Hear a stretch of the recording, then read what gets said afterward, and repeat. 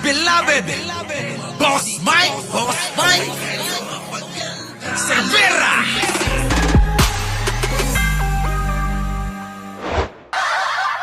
Dahil mga kababayan, dahil mga kababayan, ako po ay mananatiling sosuporta kay Pangulong Bongbong Marcos. Yan.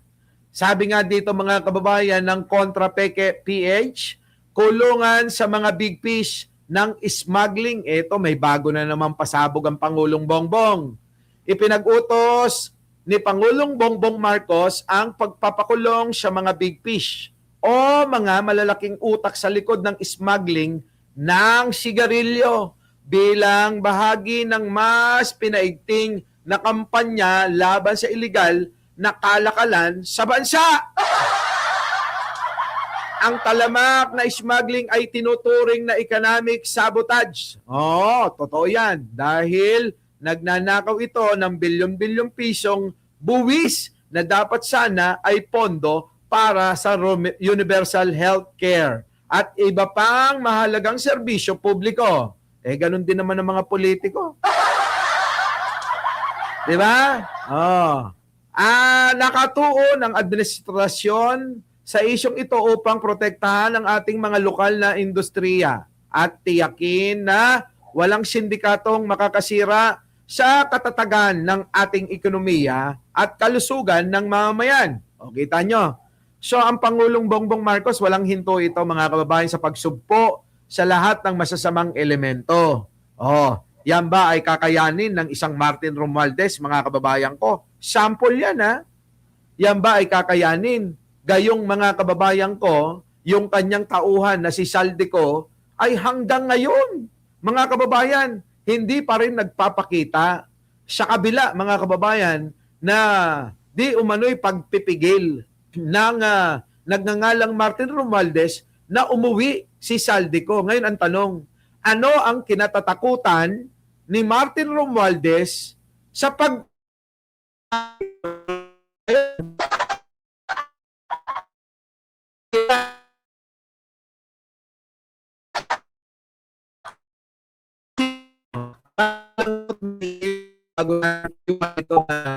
takbong binabalak ni Martin Romualdez.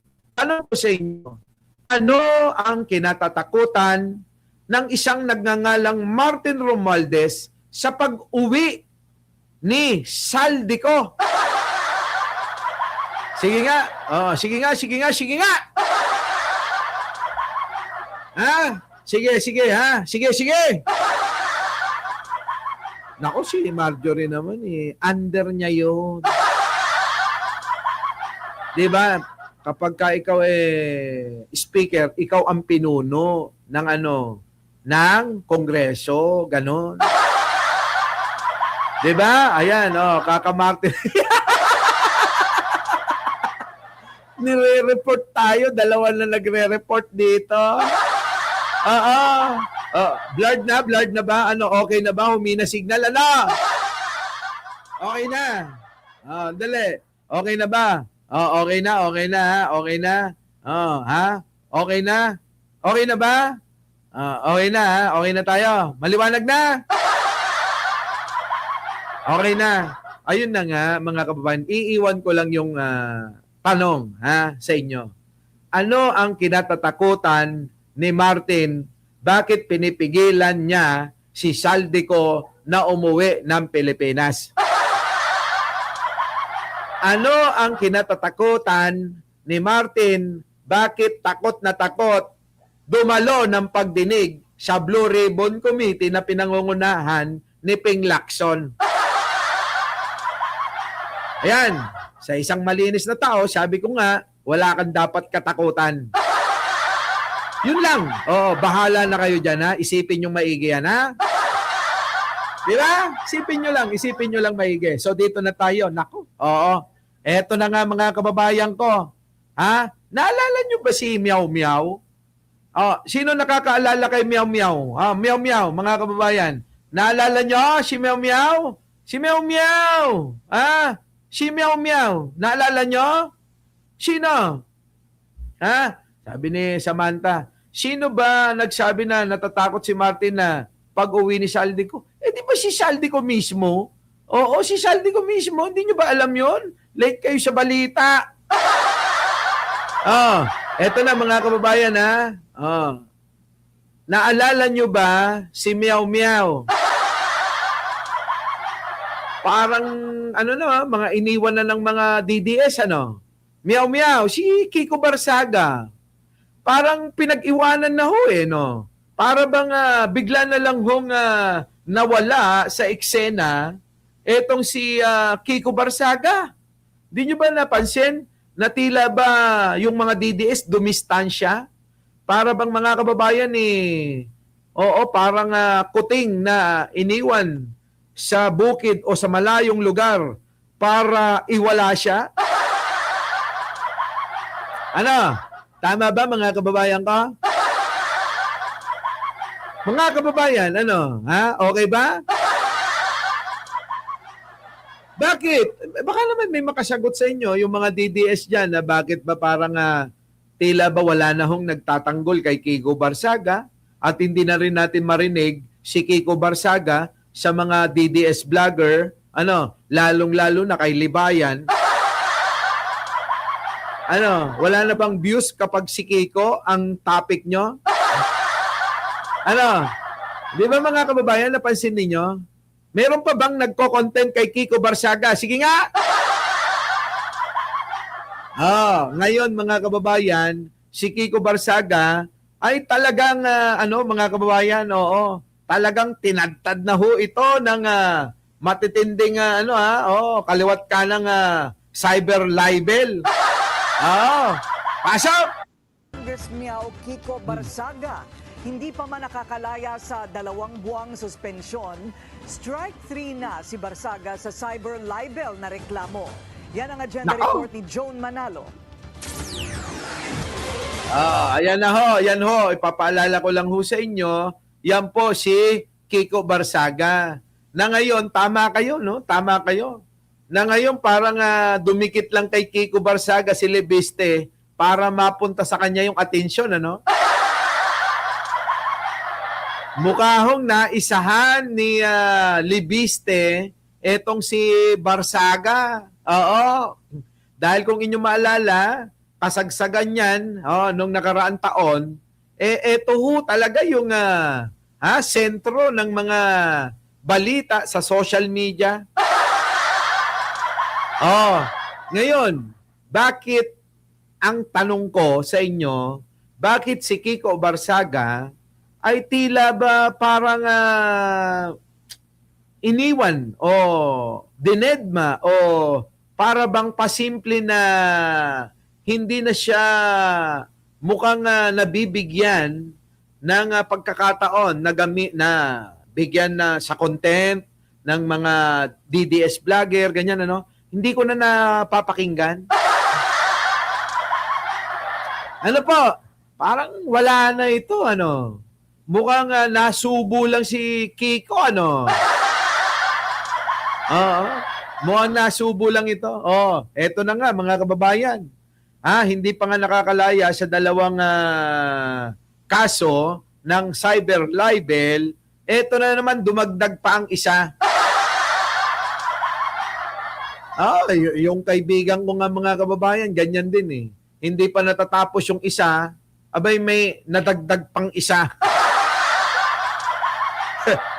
Tapos, meron pang paparating. Nako!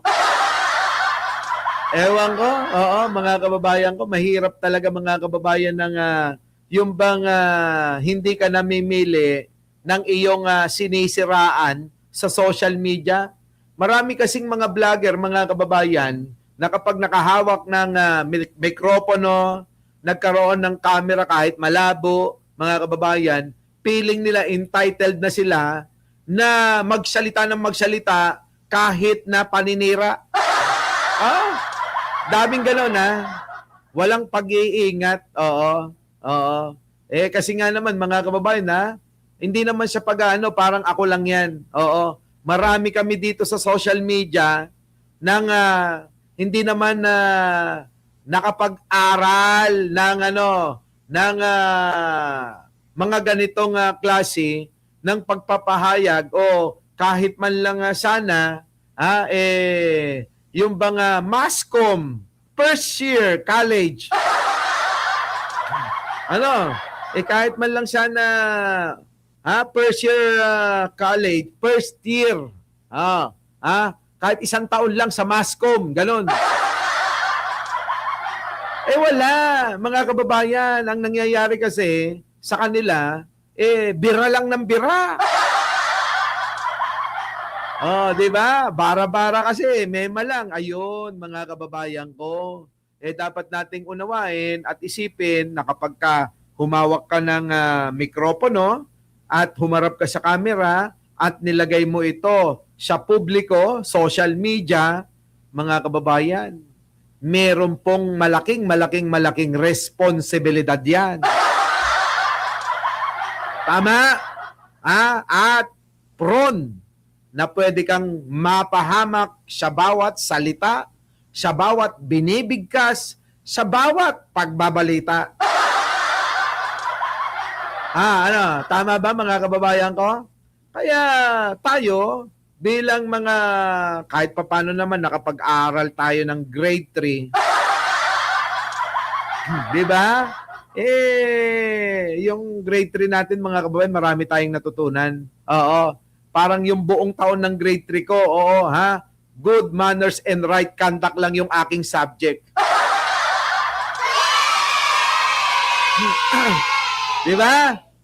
Tulad niyan. Tong mga ito, nakapag-aral man ito mga kababayan hindi po sila natuto ng ng mga bagay kung paano yung alam nila, na limit nila, di ba mga kababayan ko? Hindi nila alam kung hanggang saan yung kanilang yung kanilang boundary, yung hangganan. Di ba? Jenny Ramos, isa lang. Buong buong alas 7 hanggang alas 11 GMRC. Tapos pagpasok 1:00 hanggang alas 4 GMRC ulit. Hindi! Yung GMRC ko, grade 3. Hanggang grade 3 nga lang ako Di ba? Ngayon, dapat ibalik ang GMRC. Ewan ko, bakit tinanggal yan, dapat yan. Talagang tutukan ng gobyerno, be responsible siya, sasabihin mo, wag mangbabastos ng kapwa-tao. Yan. Sure, may resback ka. Nako. Masteral ko yun. Hindi lang masteral. Specialty ko yun, Eto na. Bali na nga natin to si Kiko. Naharap na sa pangatlong cyber libel complaint si Cavite 4th District Representative Kiko Barzaga. Sa pagkakataong ito, si Manila 2nd District Representative Rolando Valeriano naman ang nagsampa ng reklamo sa Manila City Prosecutor's Office. Nako! Ni Valeriano, Ito yung congressman dyan sa Maynila, yung laging kaaway ni Sara. Yung sinasabi ni Sara, mga ganun si Sara. Yun. Miyembro rin ng National Unity Party, isang malaking kasinungalingan ang akusasyon ni Barzaga laban sa partido. Sa isang viral social media post, inakusahan ni Barzaga ang NUP na tumatanggap umano ng suhol mula kay ultra-billionaryo Enrique Razon. Nako, eto na yun, nagkasabit-sabit na. Nagkasabit-sabit na eto, mga kababayan Ibang klase kasi itong si si Kiko Barzaga, Tumira ng tumira kahit tagilid din, Galing ng school na yan, Sana bandayan siya, nako. Sa Pugo Elementary School.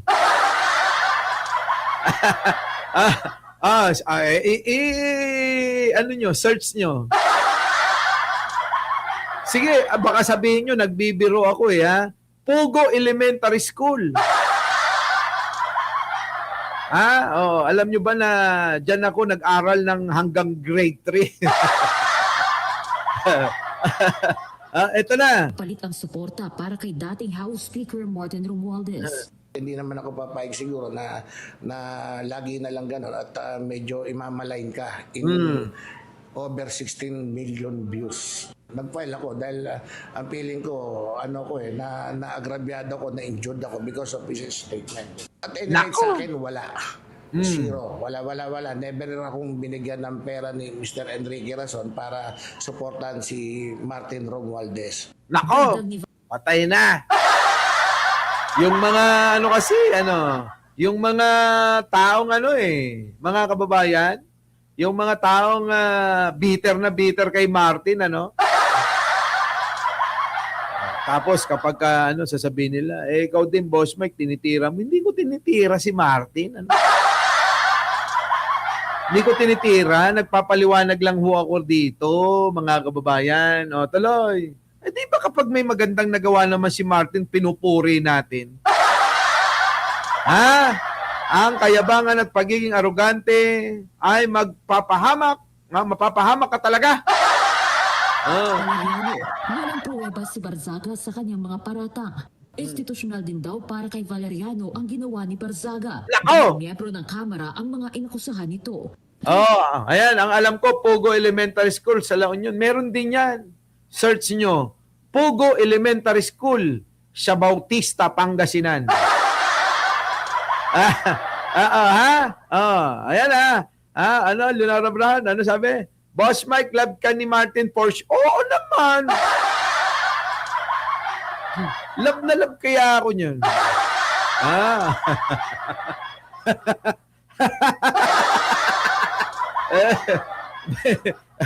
At alay. Tutuloy pa rin daw niya ang kaso kahit pa humingi ng paumanhin si Barzaga sa kanya. Nako, iyan ang problema sa'yo, Kiko, Humihingi ka ngayon ng sorry.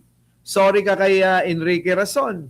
Sorry ka dito kay Barellano. Nako, yari ka dyan, Kiko. Pag ikaw ay na-convict dyan, di ka na makakatakbo. Diba, mga kababayan ko, Grabe. Paano ngayon ito? Di wala na. Sorry ka na, Sorry ka na. Ngayon ko lang narinig yung Pugo Elementary School. Pugo, P-O-G-O. Search nyo. Pugo Elementary School, Bautista, Pangasinan.